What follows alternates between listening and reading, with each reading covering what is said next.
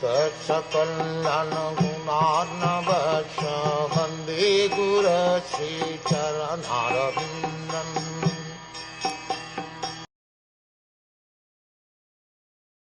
This was so because those who have dedicated their lives to the transcendental topics of the personality of Godhead, of whom the Vedic hymns sing, and who are constantly engaged in remembering the lotus feet of the Lord, do not run the risk of having misconceptions even at the last moment of their lives.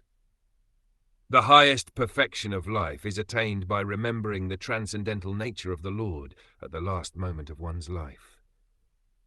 This perfection of life is made possible by one who has learned the actual transcendental nature of the Lord from the Vedic hymns sung by a liberated soul like Shukdev Goswami, or someone in that line of disciplic succession.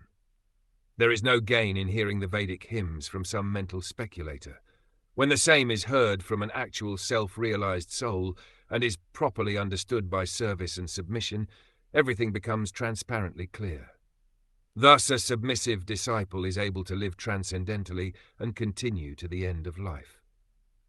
By scientific adaptation, one is able to remember the Lord even at the end of life, when the power of remembrance is slackened due to derangement of bodily membranes. For a common man, it is very difficult to remember things as they are at the time of death, but by the grace of the Lord and his bona fide devotees, the spiritual masters, one can get this opportunity without difficulty. And it was done in the case of Maharaj Parikshit.